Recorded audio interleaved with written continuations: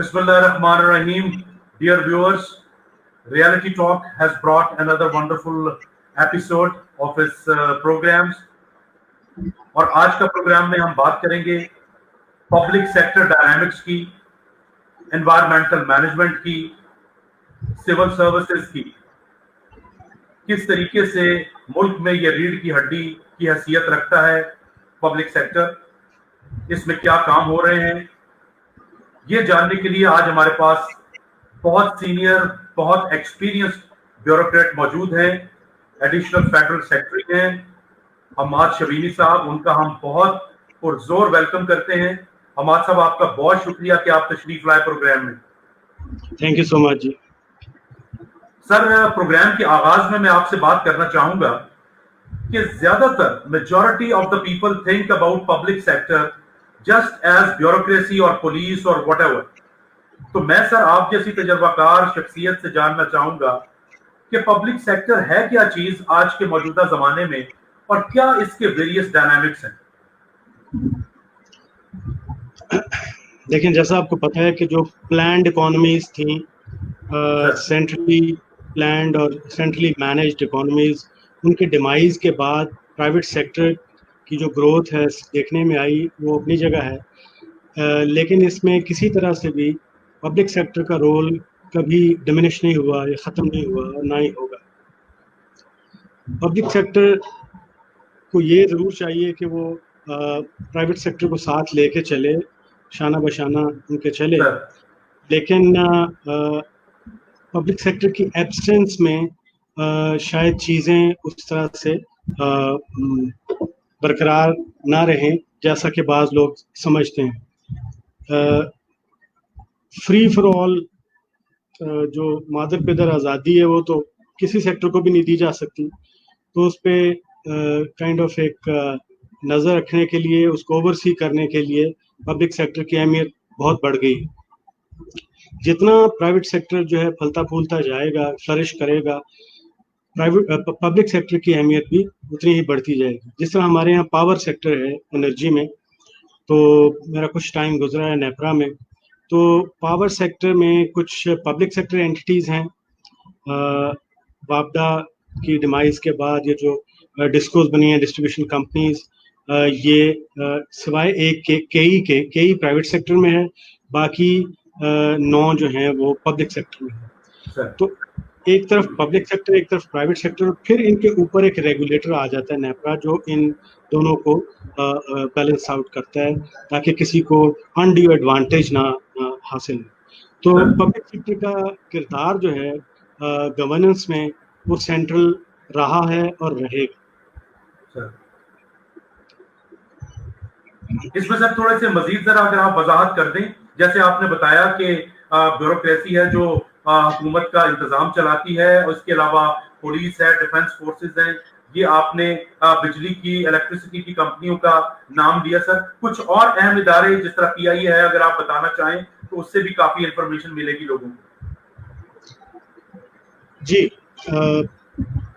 लेकिन जो मैंने बताया प्लान्ड इकोनॉमी से जो चेंज आई और प्राइवेटाइजेशन का जो दौर और डिसेंट्रलाइजेशन का जो दौर दुनिया में देखा गया, उसमें ये देखा कि पब्लिक सेक्टर ने अपने हाथ खींचे कुछ सेक्टर से, और वो उन्होंने विलिंगली किया, क्योंकि गवर्नमेंट जो है वो बिजनेस चलाना उसका काम नहीं है।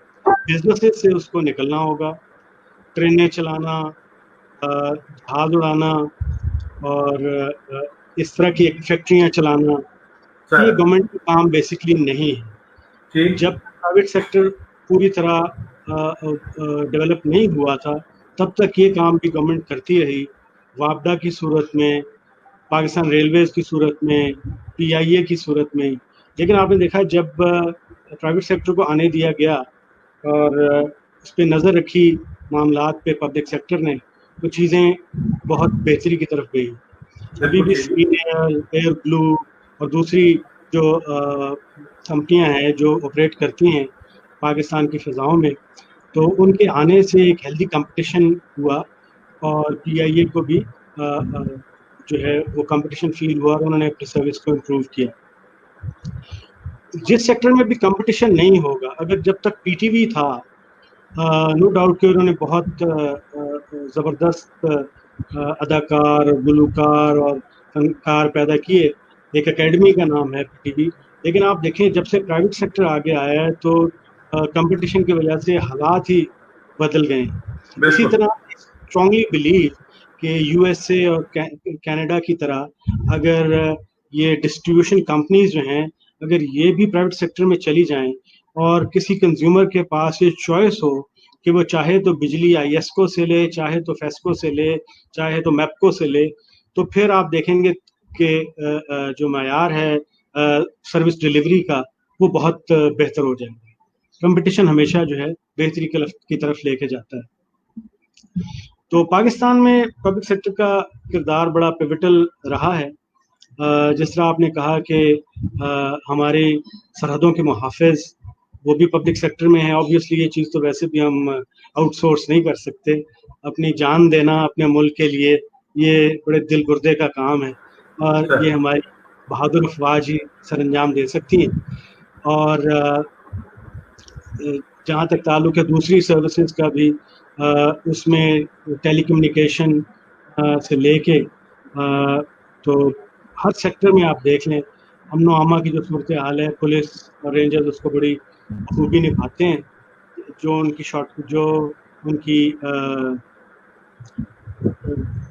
जो भी कबाहतें, जो भी मसाइल हैं उनके होते हुए भी वो अपनी जिम्मेदारियों को निभाने की पूरी कोशिश करते हैं, अपनी जानें कुर्बान करते हैं हम लोगों के तहफ़्फ़ुज़ की खातिर।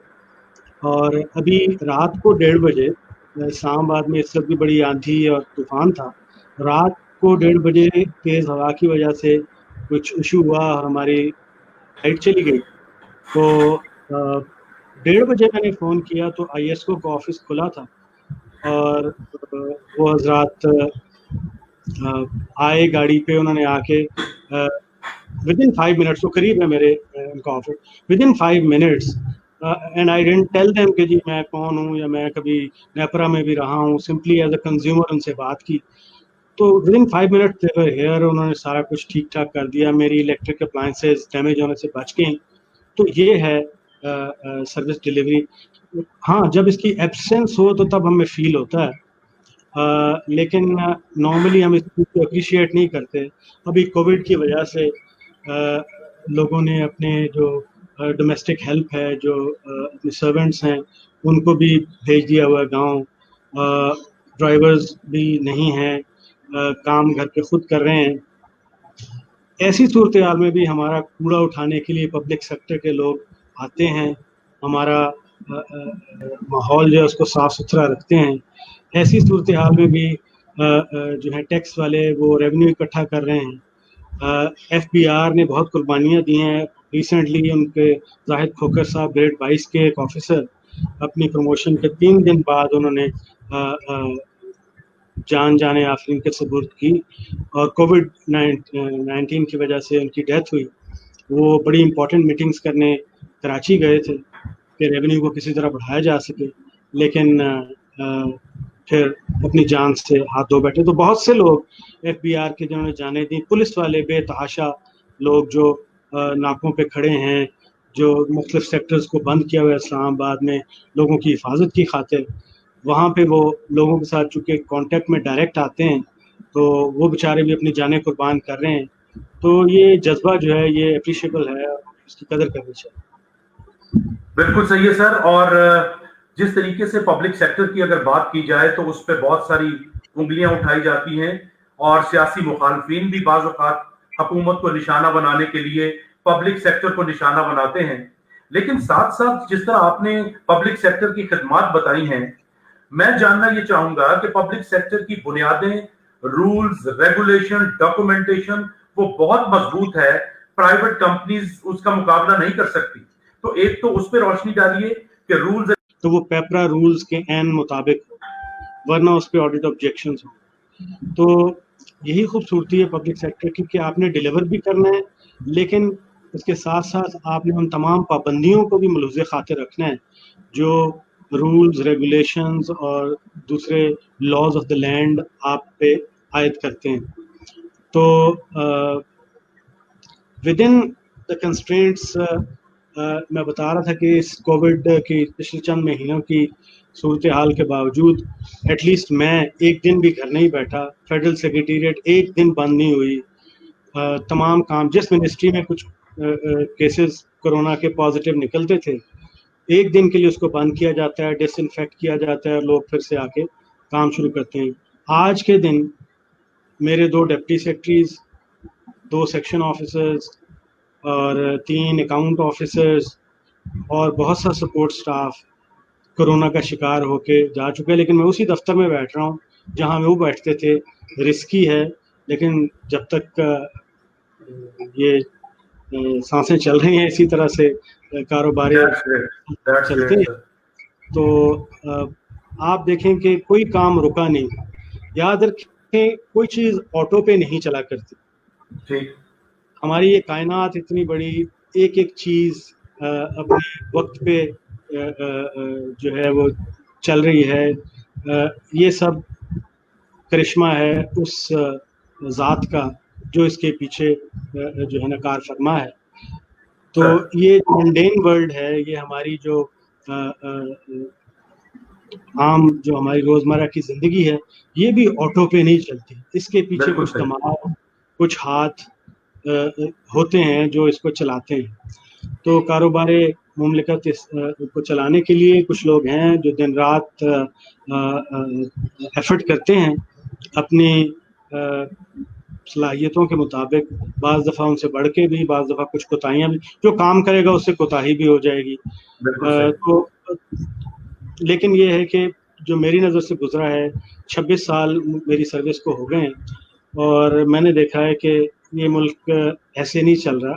الحمدللہ بہت سے لوگ ایسے ہیں پبلک سیکٹر میں, بلکہ میجورٹی ایسی ہے جو بہت ہیلپ فل ہیں اور اپنی قلیل تنخواہ میں, اپنے قلیل ریسورسز میں رہتے ہوئے بھی بڑی جانفشانی کے ساتھ کام کرتے ہیں.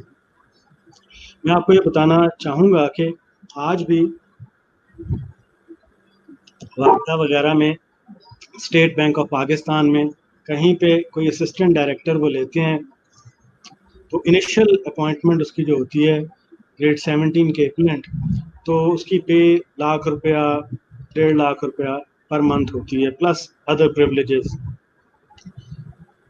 سول سروس آف پاکستان میں سی ایس ایس کر کے آنے والے بچے بچیاں جو کریم ہے سوسائٹی کی, وہ آپ اگر دیکھیں تو پاس پرسنٹیج اس دفعہ کی 2.05% ہے. یعنی کہ پورے پاکستان میں سے جتنے لوگ اپیئر ہوئے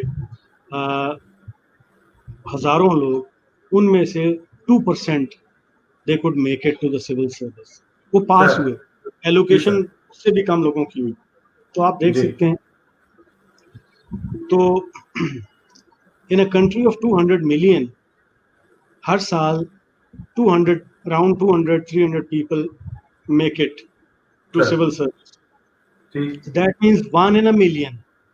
1 in a million, بالکل. That 1 in a million gets how much? آپ سن کے حیران ہو جائیں گے. 46,000 is the take home of a newly recruited CSS officer in public sector.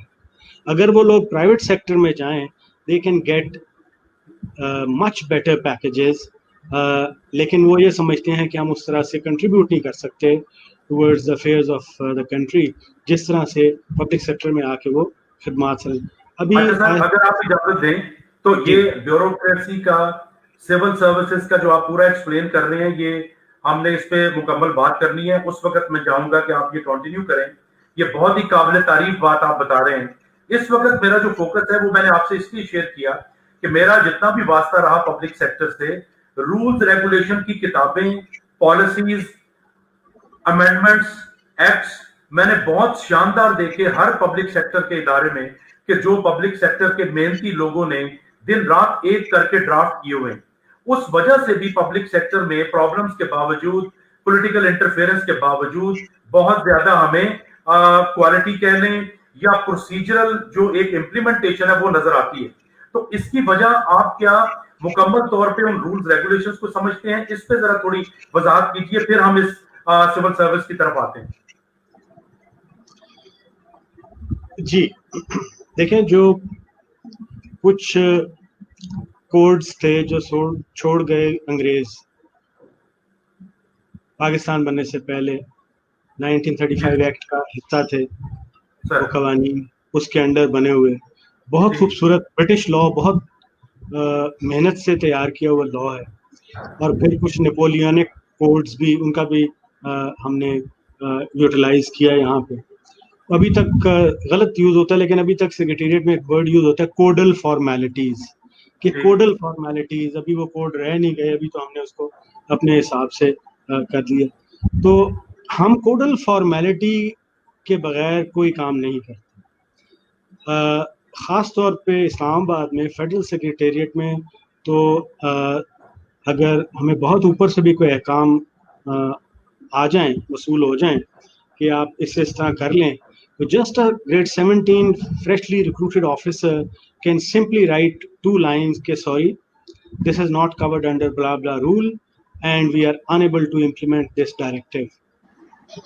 یہ خوبصورتی ہے پبلک سیکٹر کی. پرائیویٹ سیکٹر میں زیادہ تر سیٹ ہونڈ کمپنیز ہیں، آپ سوچ بھی نہیں سکتے کہ سیٹ صاحب کو آپ آگے سے نہ کہہ دیں، چاہے وہ کمپنی کی بہتری کے لیے ہو. یو جسٹ کین ناٹ سے نو. ہمارے ہاں یہ لوگوں نے نوکری چھوڑنا مناسب سمجھا، لوگوں نے ریزائن کر دیا، لوگوں نے کوئی اور کام کر لیا، لیکن بعض دفعہ اپنی انٹیگریٹی پہ حرف نہیں آئی. اچھے برے لوگ ہر جگہ ہوتے ہیں، بعض لوگوں نے شاید قوانین کو اس طرح سے فالو نہ کیا ہو، لیکن میجورٹی ابھی بھی قوانین کو فالو کرتی ہے، اور اسی وجہ سے یہ ملک ابھی تک چل رہا ہے.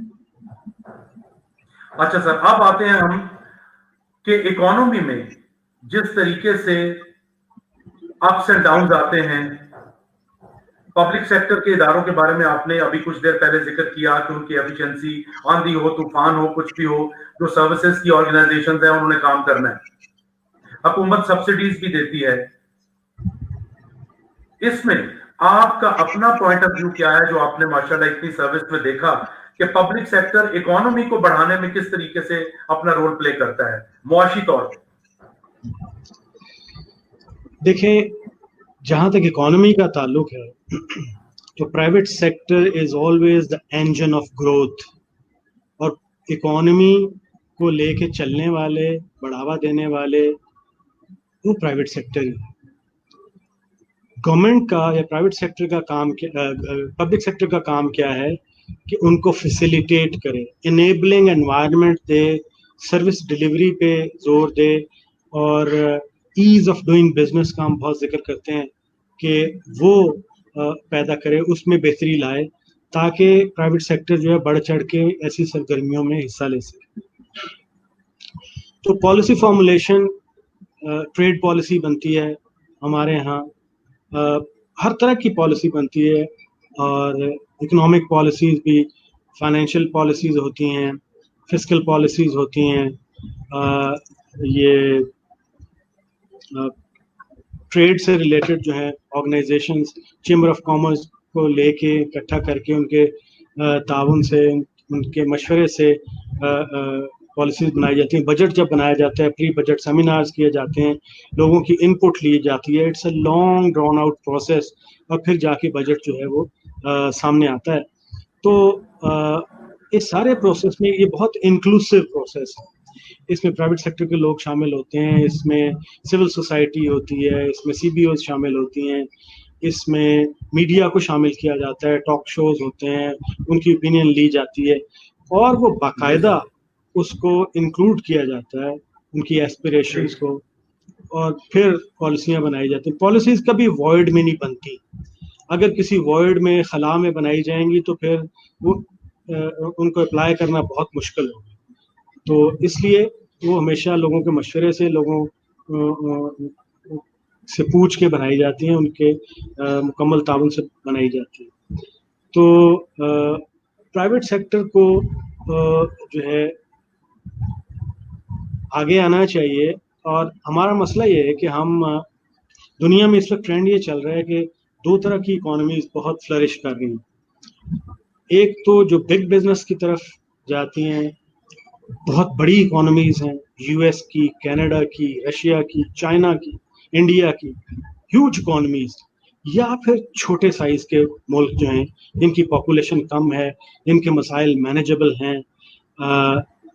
اس میں سنگاپور ایک مثال ہے، ہانگ کانگ جی آپ جی دیکھ لیں، سر. اور نیوزی لینڈ ہے. We add a New Zealand to our population every year.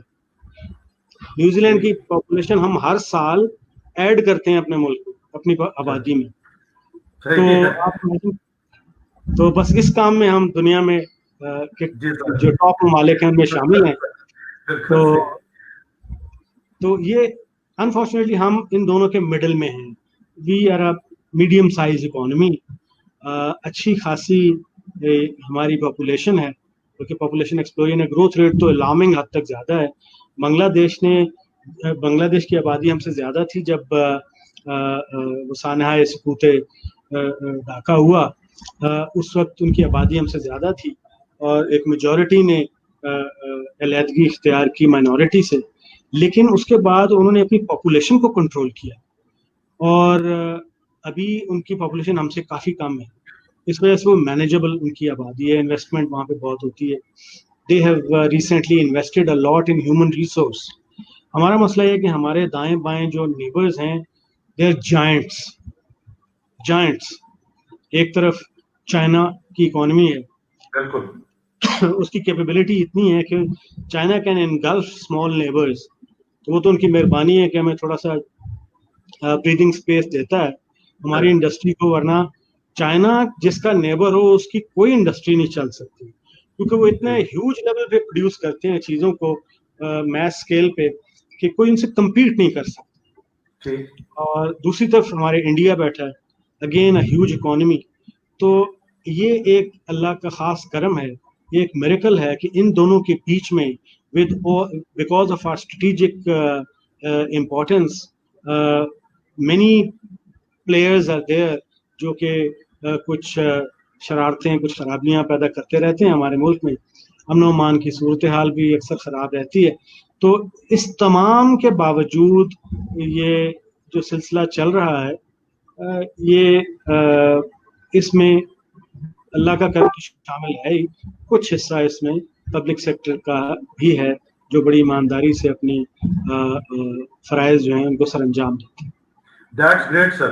اب ہم ایک اور ایشو کی طرف آتے ہیں جو کہ پبلک سیکٹر سے ہی بہت ریلیٹڈ ہے، اور آپ چونکہ اس سے پہلے منسٹری آف انوائرمنٹ میں تھے، میں جاننا چاہوں گا سر کہ آپ نے جو تجربات وہاں پہ کیے، کچھ ہمارے ویورز کو بتائیے کہ پاکستان کو انوائرمنٹ کے حوالے سے کیا ہیزرڈز درپیش ہیں، اور کچھ اپنے مین پروجیکٹس کو ذرا ہائی لائٹ کیجیے. جی 18th امینڈمنٹ کے بعد جو سبجیکٹ تھا انوائرمنٹ کا وہ ڈیوالو ہو گیا صوبوں کو، اور ابھی انوائرمنٹ ڈپارٹمنٹس ہیں چاروں صوبوں میں، اے جے کے میں، گلگت بلتستان میں. تو 6 جگہ پہ انوائرمنٹ ڈپارٹمنٹس ہیں، اور ای پی ڈیز میں انوائرمنٹل پروٹیکشن ایجنسیز بھی، ای پی ایز. تو یہ سب لوگ انوائرمنٹ کے لیے کی بہتری کے لیے کام کرتے ہیں، کیونکہ آہستہ آہستہ دنیا کو اندازہ ہو گیا ہے کہ ہماری صحت، ہماری اکانومی، ہمارا ایون زندہ رہنا، وہ سب کچھ ڈپینڈنٹ ہے انوائرمنٹ پہ. اور اگر انوائرمنٹل ہیزرڈس ہوں گے تو کوالٹی آف لائف بہت متاثر ہوتی ہے. آپ اپنے ارد گرد نظر دوڑائیں تو ہر دوسرا شخص کسی نہ کسی سانس کی بیماری میں مبتلا ہے، اسکن الرجی ہے، کینسر بہت زیادہ پھیل چکا ہے، گردوں کے امراض ہیں، پھیپھڑوں کے امراض ہیں. یہ سب تحفے جو ہیں ہمیں ملے ہیں انوائرمنٹل ڈیگریڈیشن سے. ہماری جو ایئر کوالٹی ہے بہت متاثر ہوئی، ہمارے جو واٹر کوالٹی ہے وہ بہت متاثر ہوئی ہے، واٹر ٹیبل بہت نیچے چلا گیا ہے، ہمارے جو واٹر باڈیز ہیں وہ بہت پلیوٹیڈ ہیں، ہمارے کھانے پینے کی جو چیزیں ہیں وہ خالص نہیں ہیں. تو ان ساری وجوہات کی وجہ سے حالات کافی خراب ہیں. دنیا میں نمبر 1 پرائیورٹی. کوئی پروجیکٹ تب تک ڈیولپ نہیں ہو سکتا جب تک اس کے انوائرمنٹل جو ہے اسیسمنٹ نہ ہو جائے کہ کیا وہ ماحول کو تو کسی طرح کا کوئی غضب نہیں پہنچائے گا. تو اس حوالے سے یہاں بہت کام ابھی ہونے کی ضرورت ہے, اور بہت کام ہوا بھی ہے ریسنٹلی. یہ کے پی میں جو بلین ٹری سونامی تھا وہ ایک بہت کامیاب تجربہ رہا, اور جہاں پہ 1 ارب پودے لگانے تھے تو بڑے سینئر وہاں فارسٹر تھے جنہوں نے اس کو اسپیئر ہیڈ کیا, اور اس پروگرام میں 1 کروڑ پودوں کے ساتھ انہوں نے کچھ بیج بھی جو ہے وہ لگاتے رہے, تاکہ اگر کوئی پودے, ایک نیچرل سلسلہ ہوتا ہے کہ ہواؤں کی, بارشوں کی وجہ سے, جانوروں کی وجہ سے, کسی اور آفات کی وجہ سے اگر وہ نہ گرو کر سکیں تو وہ بیج والے جو انہوں نے ساتھ ہی اس پودا لگاتے ہوئے کچھ بیج بھی ساتھ بو دیے تو وہ کمپنسیٹ کر لیں. تو خوشی کی بات یہ تھی کہ 1 ارب کی جگہ 1.25 ارب پودے جو ہیں وہ اس وقت کے پی میں کافی بڑے, اتنے بڑے ہو گئے ہیں کہ وہ جی پی ایس ٹیکنالوجی سے ان کو آپ دیکھ سکتے ہیں کہ کتنے ایریا میں پودے لگے, ان کو گن سکتے ہیں, ان کی میپنگ کی جا سکتی ہے. اور تھرڈ پارٹی جو ہے اس نے میپنگ کی ہے اس پہ, اور انہوں نے یہ سرٹیفائی کیا ہے کہ 1.25 ارب پودے. تو جہاں پہ کے پی میں کور جو تھا پہلے فارسٹ کور وہ 5% تھا صرف, ابھی وہ 6.5% ہو گیا تھینکس ٹو دس بلین ٹری سونامی. اگلا جو بہت بڑا فلیگ شپ پروجیکٹ اس وقت منسٹری آف کلائمیٹ چینج کا تھا, جہاں سے ریسنٹلی میں ٹرانسفر ہو گیا ہوں, بٹ کلائمیٹ چینج اور environment is a subject which is very close to my heart. تو اس میں وہ تھا 10 بلین ٹری سونامی. تو اگلے 5 سال میں تقریباً 4.5 ارب پودے لگائے جائیں گے, اور 10 سال میں 10 ارب پودے لگائے جائیں گے, جو کہ بڑا زبردست پروگرام ہے. آپ دیکھ لیں بارشیں بھی زیادہ ہونی شروع ہو گئی ہیں, موسم کی تبدیلی جو بہت تیزی سے آگے کی طرف جا رہی تھی. عام طور پہ اپریل میں اے سی چلا لیتے تھے لوگ ہم کچھ سال پہلے, پھر میں نے نوٹ کیا پچھلے 2 سال سے ایگزیکٹلی 1 مئی کو لیبر ڈے پہ ہم نے اے سی آن کیا اسلام آباد میں. اس سال ہم نے 26 مئی کو اے سی آن کیا. تو آپ امیجن کریں کہ گرمی جو ہے وہ سمرز آگے کی طرف جاتی جا رہی ہے. اسی طرح جو کراپنگ پیٹرن ہے ہمارا وہ بھی چینج ہوا ہے کلائمیٹ کی اس چینج کے ساتھ. اس پہ ایک بڑا زبردست پروجیکٹ $47 ملین کا ایف اے او کے ساتھ مل کے ہم نے سائن کیا ریسنٹلی. اس میں کلائمیٹ سمارٹ ایگریکلچر ہے کہ ایسی ویرائٹیز جو ہیں کراپس کی وہ لگائی جائیں گی جو ریزسٹنٹ ہوں گی یہ کلائمیٹ چینج سے جو تبدیلیاں آتی ہیں تو اس کو وہ بیئر کر سکیں گی. اور اس کے علاوہ گلیشیئر کو پگھلنے سے بچانے کے لیے بھی مختلف اقدامات, اور ان کو وہاں پہ ایسا اکوپمنٹ لگایا گیا کہ وہ آبادی کو پہلے سے وارن کیا جا سکے گا, ورنہ وہاں بہت جانی نقصان بھی ہوتا ہے. تو دنیا کے بہت بڑے بڑے گلیشیئرز ہمارے پاس ماشاءاللہ پاکستان کا حصہ ہیں, تو ان کو بچانے کے لیے بھی پروجیکٹس ہیں. گلاف 2 کے نام سے glacier lake outburst project وہ چل رہا ہے. کلین گرین انیشیٹو ایک بہت خوبصورت پروگرام ہے پاکستان میں جو ریسنٹلی لانچ کیا گیا پچھلے سال. اس میں نہ صرف درخت لگانے کی بات ہو رہی ہے بلکہ پھر اپنے ماحول کو صاف ستھرا رکھنے کے لیے بھی انیشیٹو اس میں بہت سارے ہیں. اور اپنی ہائی ویز کے ارد گرد جو مختلف جگہ ہیں اسٹیشن جہاں پہ مسافر رکتے ہیں اس کو صاف ستھرا رکھنا, اپنے اسکولوں کو صاف ستھرا رکھنا, اپنے انسٹیٹیوشنز کو, اپنے آفیسز کو صاف ستھرا رکھنا, یہ اس کا حصہ ہے. اور بڑے خوبصورت مختلف انیشیٹوز جو ہیں وہ ریسنٹلی لیے گئے ہیں. ایک کلین گرین انڈیکس کے نام سے بھی ایک بڑا اچھا پروگرام ترتیب دیا گیا ہے جو اس وقت 19 کے قریب شہر جو ہیں پورے پاکستان میں مختلف صوبوں میں وہ کمپیٹ کر رہے ہیں ایک دوسرے کے ساتھ کہ کون سا شہر زیادہ کلین اور گرین ہے. اور جو شہر زیادہ اس میں پوائنٹس لے گا تو حکومت نے ان کو یہ انسینٹیو دیا ہے کہ ان کو جو ڈیولپمنٹ بجٹ دیا جائے گا, جو پروجیکٹس دیے جائیں گے فیڈرل گورنمنٹ کی طرف سے, وہ اس کے مطابق اتنے ہی زیادہ دیے جائیں گے جتنا وہ اپنے شہر کو کلین اور گرین رکھیں گے. تو مختلف اس کے پیمانے ہیں, مختلف یارڈ سٹکس ہیں, اور جو ان یارڈ سٹکس پہ پورا اترے گا اس کے لیے there is a lot to enjoy in future. جی سر, ابھی ہم چونکہ پروگرام کے اختتام کی طرف بڑھ رہے ہیں. بہت خوبصورت آپ نے باتیں کی پبلک سیکٹر کے بارے میں بھی اور انوائرمنٹ کے بارے میں بھی. اب میں آپ سے یہ جاننا چاہوں گا بہت اسپیسیفکلی کہ جیسے آپ ذکر کر رہے تھے پبلک سیکٹر میں آنے کے لیے, بیوروکریسی میں آنے کے لیے, سول سروسز کا, تو کائنڈلی اس پروگرام کے توسط سے ذرا اور مزید گائیڈ کر دیجئے کہ all those boys and girls who are aspiring to be the future bureaucrats, وہ کس طریقے سے سول سروسز میں کون سی اپنی سکلز اور نالج امپروو کر کے آ سکتے ہیں, اور کون سا جذبہ ہے جو لے کے آنا ہے, کیونکہ آپ تو بتا رہے ہیں کہ جی جس نے پیسے کے لیے آنا ہے وہ نہ آئے کیونکہ اس میں تنخواہیں بہت کم ہیں. جی بالکل.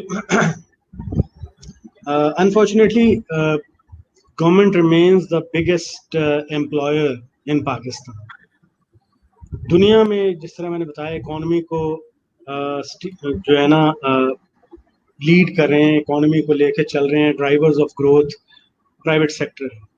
تو ہمارے ہاں پرائیویٹ سیکٹر اس طرح سے گرو نہیں ہو سکا, اور جو پرائیویٹ سیکٹر ہمارے ہاں ایگزسٹ بھی کرتا ہے وہ مونوپلی کی طرف جانا چاہتا ہے, وہ چیزوں کو اپنے کنٹرول میں رکھنا چاہتا ہے, وہ رولز اور ریگولیشنز میں ایسی کوئی لوپ ہول نکال کے اوور نائٹ پیسے بنانے کے چکر میں, تو کافی ایشوز ہیں. لیکن اس کے باوجود پبلک سیکٹر میں اگر کوئی آنا چاہتا ہے تو اس کو کچھ سوچنا پڑے گا. ہیو ٹو تھنک ٹوائس کہ آپ 46,000 میں 50,000 روپے میں کیسے گزارا کریں گے. یہ ایک شروع میں بہت مشکل زندگی گزرتی ہے.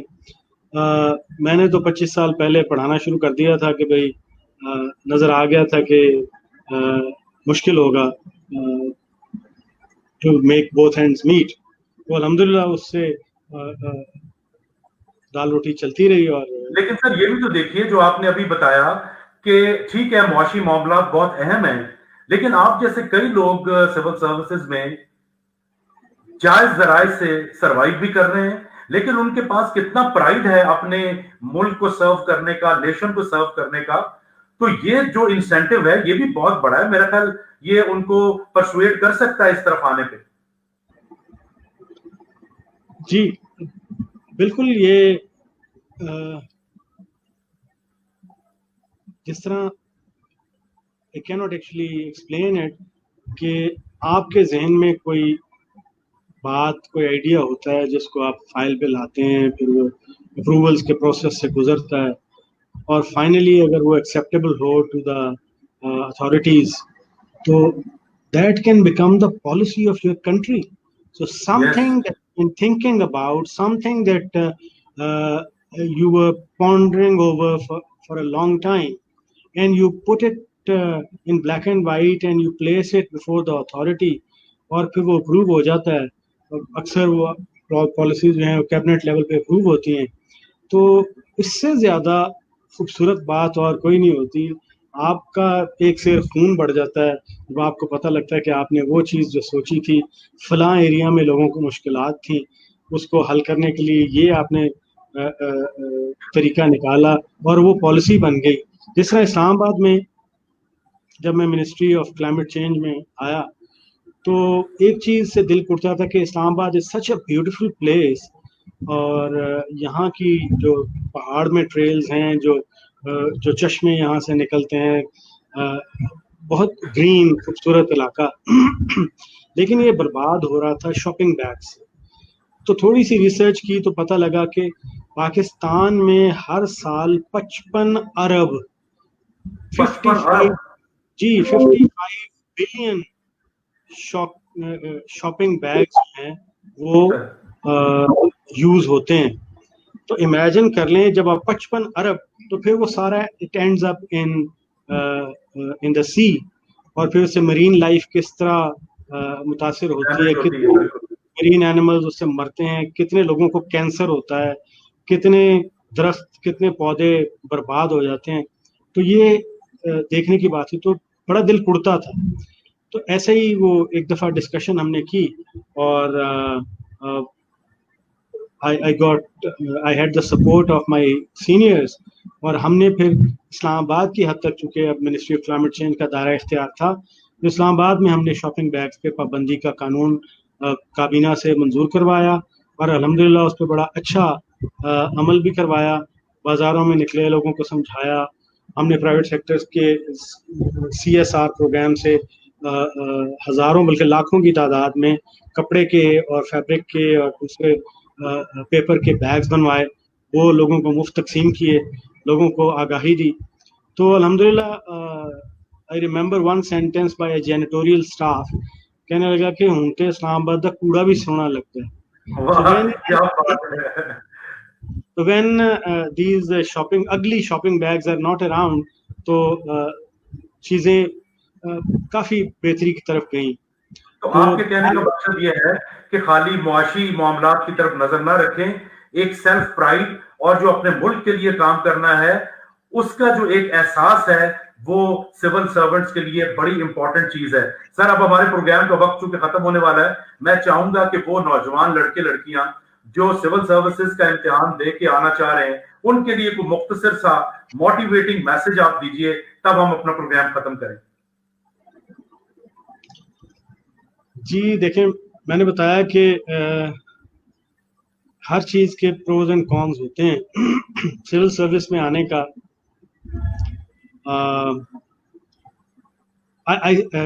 فائدہ بھی ہے. آئی اسٹل ریلش دا مومنٹ کہ جہاں پہ منسٹری آف اکنامک افیئرز میں جب میری پوسٹنگ تھی تو ہم نے ایک افریقن کنٹری کو جو لون دیا تھا، وہ وہاں پہ سول وار چل رہی تھی، سوڈان اس کا، چلو نام بھی لے لیتے ہیں.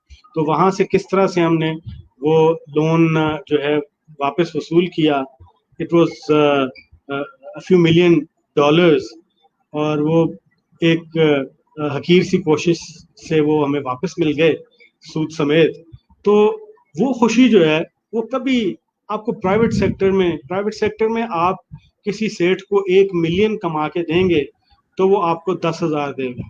یہ سیدھا سا ایک فارمولا ہے. اگر آپ کسی کمپنی کو، کسی سیٹ صاحب کو 1 ملین کا پروفٹ یا اس کو مارجن لے کے دیں گے، وہ اس میں سے فریکشن آپ کو دے گا. یا آپ اپنا کام کریں، اپنا کاروبار، اپنا بزنس کریں،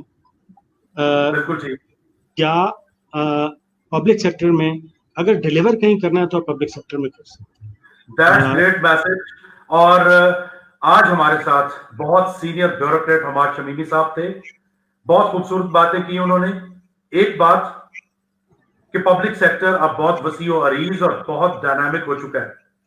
اس میں بہت ساری اپرچونٹیز ہیں ملک کی خدمت کرنے کی بھی اور اپنا کیریئر بنانے کی بھی. دوسری بات جو انہوں نے کی کہ پاکستان کو بلکہ دنیا کو بہت زیادہ خطرات ہیں انوائرمنٹل پولوشن سے.